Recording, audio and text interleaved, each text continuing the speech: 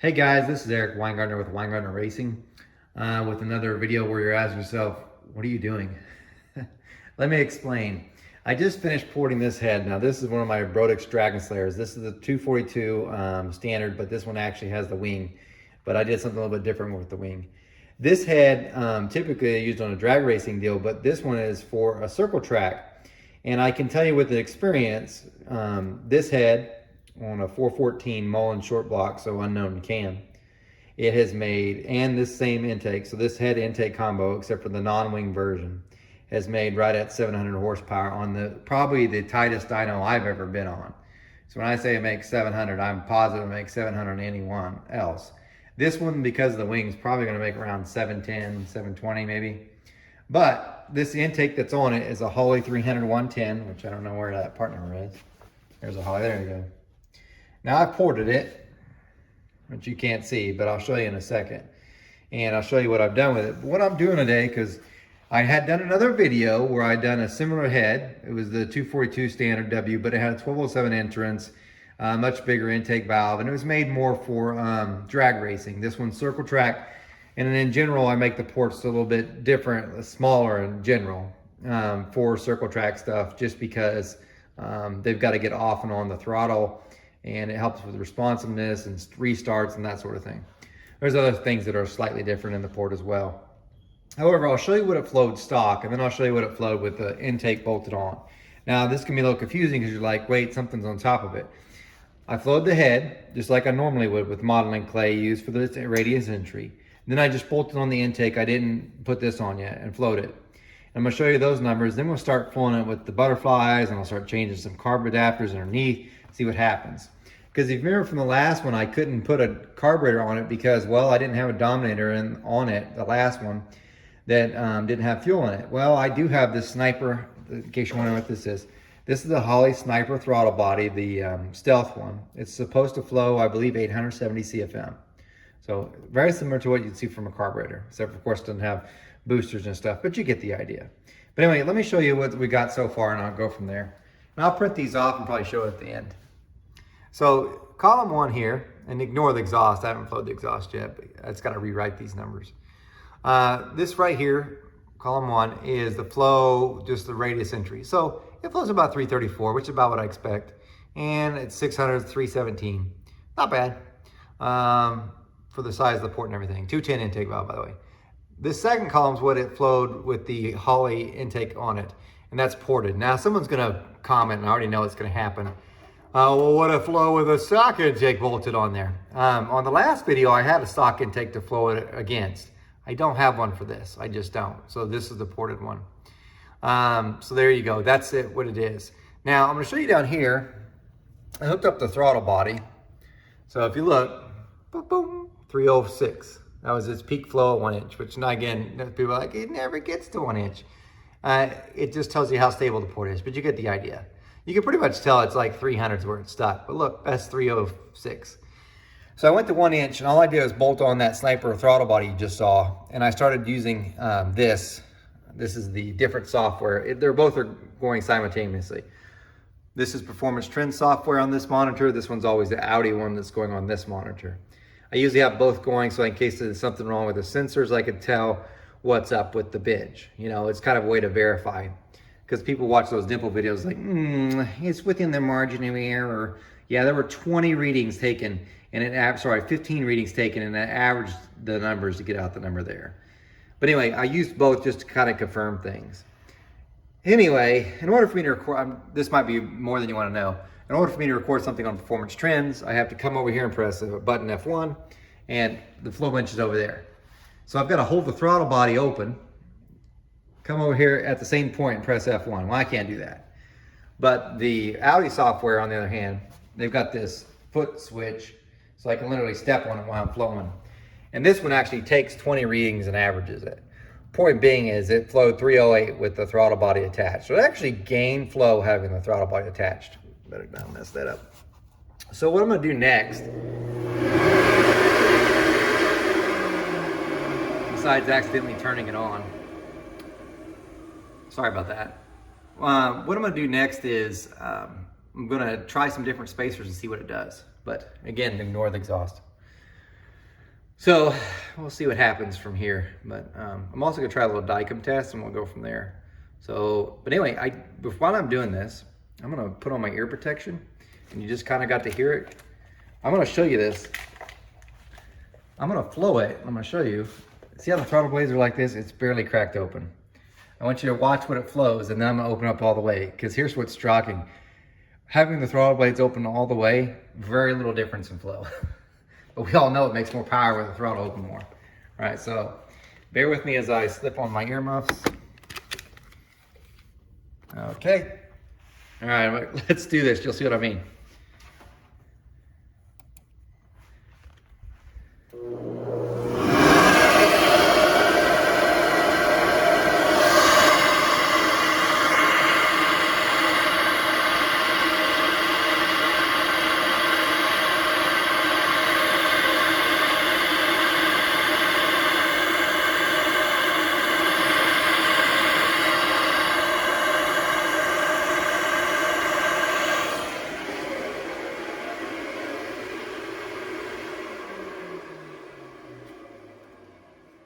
See what I mean? Like having the throttle opened all the way and not having the screwdriver in the way, it only gains 4 CFM, and we all know it's going to gain way more in a live engine. This is one of the drawbacks for a flow bench. But it's a tool, you just got to know the limitations of it.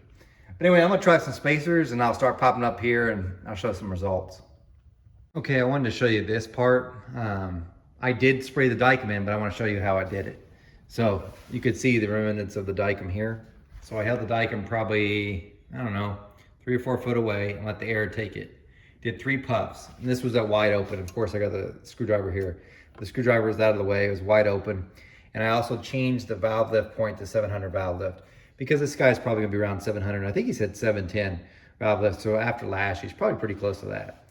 So I'm gonna take all this off and see what happens, or what happened. It'd be kind of interesting. All right, this is what the dicom looks like. I should point out, I floated also with this spacer on, okay? And you can tell the spacer lines up perfectly. Or pretty close thereabouts. Yeah, I actually got it backwards. I don't know if that made a difference, but that's a smooth transition in there. But anyway, let me get this out of the way. All right, so I can show you the rest. So, let's look down on our port. You can see the blue right there. That's a dead giveaway. And that's the port it's going to, and you can kind of see the tracing outline of it. I'm doing my best to show you, but sometimes the camera does great without any blurry little light. But you can see it there. What's the weird part though is look on the center divider, how it splashes over. And I can already tell someone's about to say it. You should never knife edge the runner entry. You're right, they're not. If you ever get one of these Holley 300 110s, you'll know they're not. What they've done, Keith Dorton designed these, is this edge here is pushed back. So it comes to almost to a point, sorta, but really there's a radius that goes this way. It's easier to see on this one than this one. So yes, it looks like it's a knife edge, but really it's sloped that way. If you don't have one in front of you, it's hard to see, and the camera's not capturing it worth a darn because it won't focus. You can kind of see on this. See, it looks like it's a knife edge on this side, right on this one here. But if you roll over, you can see where it's flattening out and scooting over, so it's actually fatter than what you think it is. So it looks thin, not really. Same with that one, not really. So if I look here, that one looks like it's a razor thin. Turn, turn, turn, turn. No, it's not. Get the idea. So anyway, people are gonna say that about that one, it's not. Anyway, there's your dicom there. The weird part is it's sprayed on this side, so it's literally coming down and colliding there. Now, I'd be curious when I take this manifold off on how it looks, but I do want to show you this. I'm going to grab my seat here because I'm a fatty. This is the one that wasn't flowed, but man, camera, if you give light, it won't focus. It's lined up about as, I feel bad for giving you bad quality on the camera stuff, but I can't get to focus. That port match is pretty close, but I will say this. There's a step at the floor. So I'm just gonna give up on the light. This is all 60 grit. This is burr finished, but all the way down there where the port meets, there's a step. I usually leave about a 15,000th step. One, to kind of help with guys if they have deck height issues. So like maybe they're needing a different, thicker head gasket. It won't mess it up. And two, and this one's probably more important, is it creates a little step for reversion. So just letting you know on that. And that, man, I wish you could see this, because that port match I did was pretty good. You can't even tell it entered. That one right there is probably, that's awesome. But you can't see it because the camera won't focus. Anyway, I'm gonna look at this one. It looks like there's some blue down there at the bottom. I'm gonna pull this off and see. Yeah, it looks like there's some, but you can't see it, of course. Right there. I'm gonna take off the head and show you a better way. Sorry for the bad vision, but I'll take it off and get another view. Here are the 3 spacers I end up testing. And I have to tell you, you're gonna be just a little bit disappointed that I don't have more of them. I used to have a ton of different spacers. And you know what happened? I let people borrow them. For those that don't know what I mean, loan one of your tools to your friend or to someone you kind of know and see if it comes back. It's a reverse boomerang, it never comes back. So these are all I have left, and they're not even great ones. So, but which one do you think flowed the best? And by the way, you can ignore that number. If you said this one, you're correct. This was the highest flowing one. Let me show you what it did in a minute. But that's the one that flowed the most. But let's look at the others just to show you.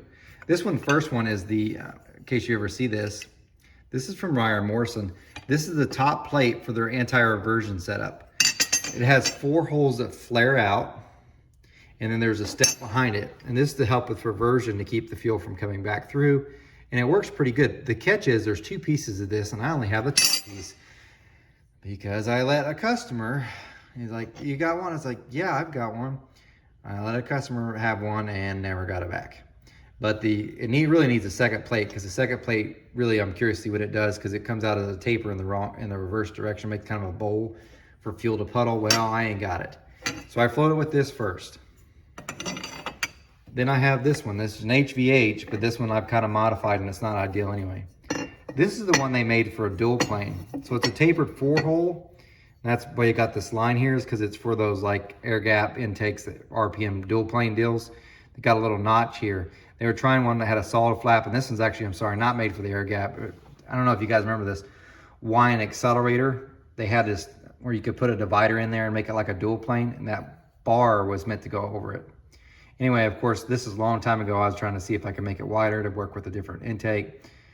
It was a failure. I knew it would be a failure, but whatever. Anyway, floated with this. So those are the 3 that I tried. If you're thinking you're gonna see a huge difference, you're not. Let's look at them. So, and I gotta kind of back up a little bit here to show you this stuff. So this one right here, this 308, this was exactly like just bolting the intake on and flowing it. With the throttle body attached. And like I said, it was a little bit up. Now in the second one, what you see number 2 is I thought, man, I'd need to do something. I didn't tape off the other ports. So what happened was the air was pulling in through the other ports, making it kind of look different. So really this became our baseline. So nothing really changed from this to this, except for I taped off the bottom. And let me show you. See the tape, it just extends all the way across. It's blocking off so it doesn't get flow from there. So there's that one. The next one I tried was the Ryan Morrison.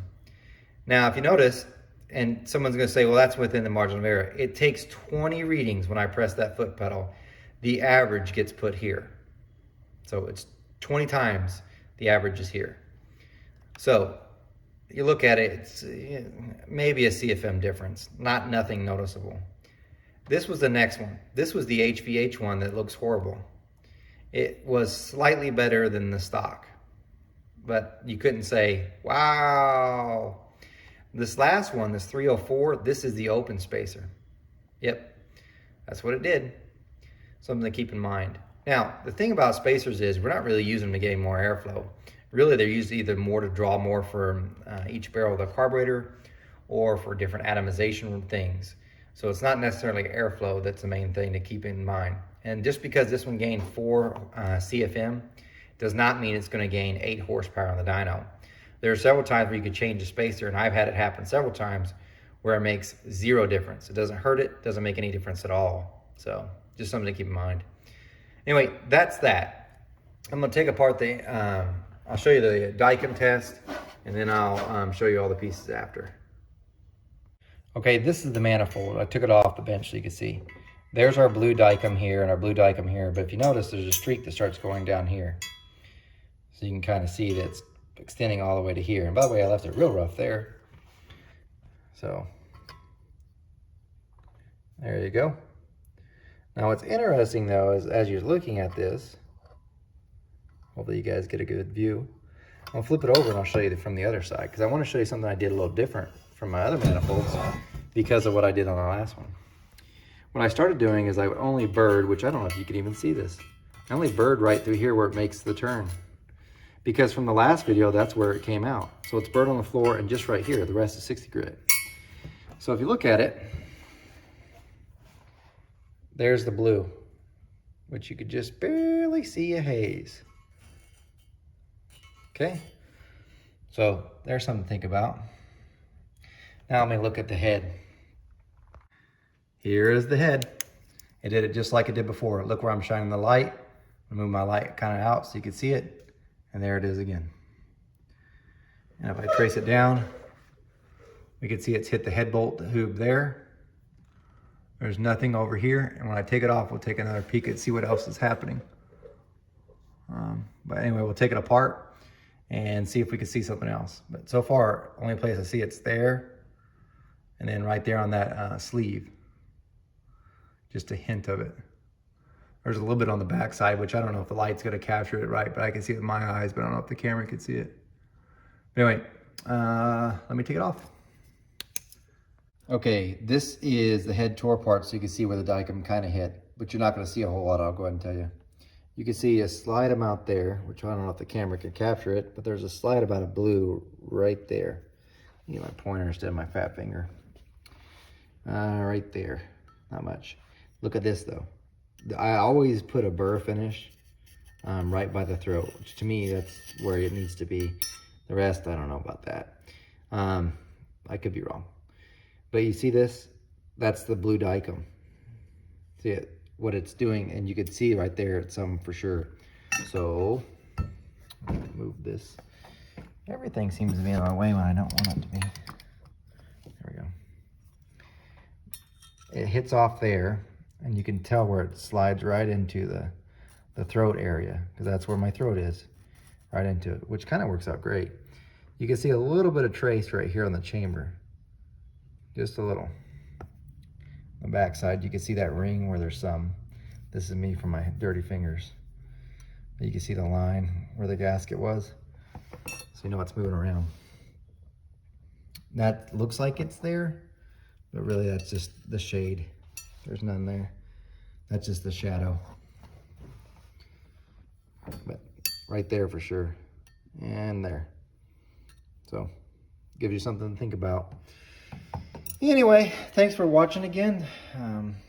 It's a tough one to record these type of things when it's camera's real close. I am definitely not a video photographer, so yeah, you kind of get what you get. But it was interesting, not bad. And I want to point out too about this manifold. It looks like it's not a good choice. You're like, wow, you're not getting as much as you can out of the head. You got to remember that the whole thing acts as a package anyway, which then makes it look like you're only getting 300 CFM. You could make the manifold flow more air, and it might make more peak power. But in like a situation like this, where it's a circle track deal, it's not really a horsepower engine. It's an acceleration test.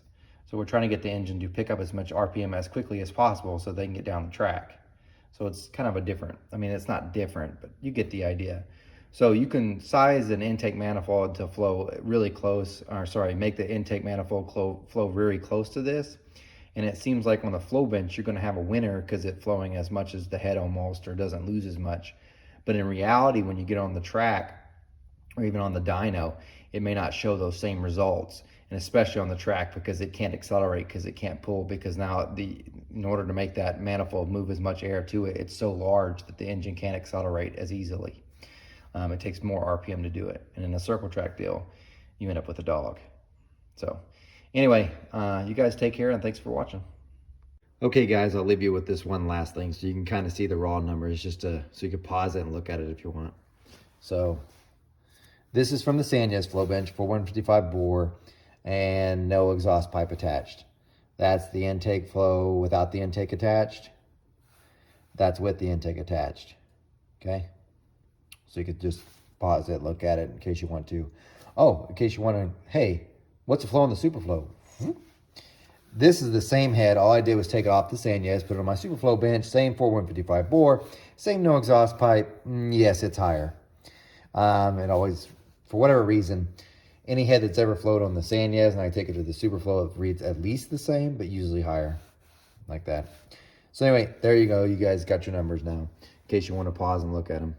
Good head. All right, you guys take care.